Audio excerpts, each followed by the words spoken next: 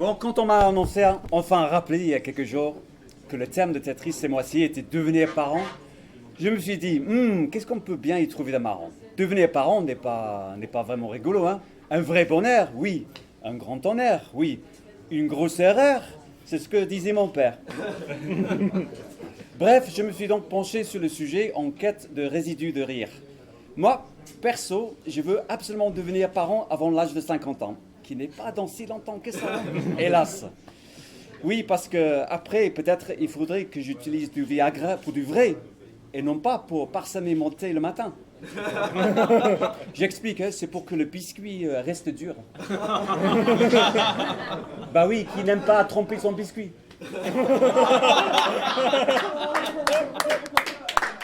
Surtout le matin. Ouais, surtout. Devenir parent, oui, mais par contre, ce que je veux absolument pas devenir, c'est de devenir comme mes parents. Ah non, pitié. Prenons mon père, par exemple, un dentiste à la retraite, l'homme le plus excentrique de la planète. Bah, en anglais, ça va de soi.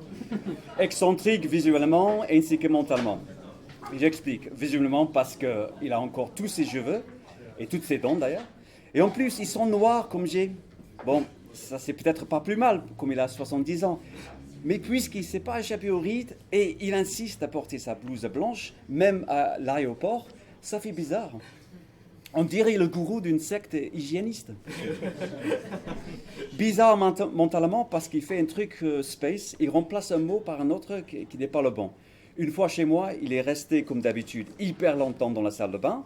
J'ai eu le temps de revenir du boulot, me faire à manger et repartir sans qu'il s'en aperçoive. Le soir, il me dit « T'es rentré manger à midi ?»« Oui. »« Ah, je me demandais pourquoi la bouilloire était chaude. Je croyais qu'il y ait eu un imposteur. » « Tu veux dire un cambrioleur, papa ?»« Non. » Et même, comme si quelqu'un va entrer par effraction pour se faire une boisson chaude. Remarque, un gentleman cambrioleur se fera peut-être une tasse de thé. Quant à ma mère, elle était déjà venue me rendre visite en France plusieurs fois, et chaque fois, elle me fait rire. Enfin, elle me fait chier. La première fois, elle n'arrêtait pas de parler en anglais et de dire à tout le monde « Hello, thank you ». Je lui dis « Maman, t'es en France, tu peux dire bonjour et merci quand même ». Et elle m'a répondu « Écoute, j'ai presque 70 ans, je ne vais pas me mettre à apprendre une langue étrangère à mon âge. » Mais maman, c'est juste 2 mots, bordel, quoi. Elle s'est quand même mise à les apprendre, et 8 mois après, c'était ridicule quand ma voisine lui a dit qu'elle avait fait beaucoup de progrès en français. 2 mots, 2 fucking words. Une fois, je l'ai ramenée au marché, et pendant que je prenais un café, elle est partie toute seule chercher son roquefort, l'approche des tables logiques dans ses tentatives d'intégration. Et quand elle est revenue, elle m'a expliqué qu'elle avait fait une mauvaise chute, mais que tous ces belles hommes l'aidaient à se relever. Elle a vite oublié ses bleus.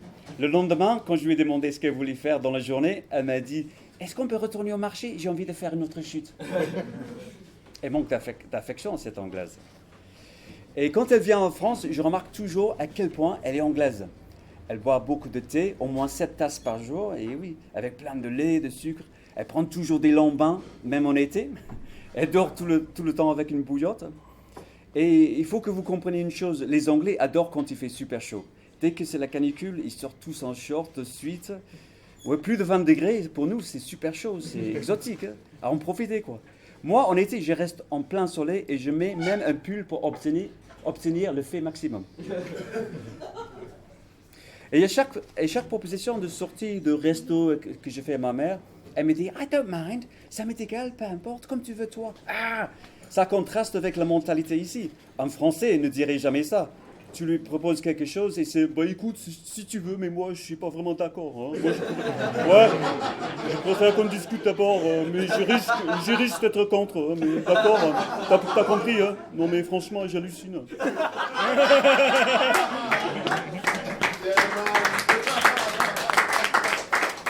Bon, revenons au thème de devenir parent. Je crois que le rêve de tous les parents, c'est d'avoir des enfants intelligents. Mais pas trop quand même. Ça peut faire peur. Comme la fois où j'avais donné des cours d'anglais chez le petit Vincent. On m'avait prévenu qu'il était très précoce. Mais quand même, il avait juste 6 ans, mais il me posait des questions dignes de quelqu'un d'au moins 30 ans. Ça faisait froid dans le dos. La première leçon, il me demandait « Est-ce que l'anglais est une langue aussi complexe et subtile que le français? Il y a beaucoup d'irrégularités. Et on utilise le subjonctif ou plutôt l'indicatif. Il faut combien de temps avant d'être opérationnel dans un contexte quotidien? Arrête, j'ai peur. Si j'étais père d'un petit garçon intelligent comme ça, je serais fier. Mais je me poserais une seule question. Est-ce qu'il aurait peur de devenir comme moi?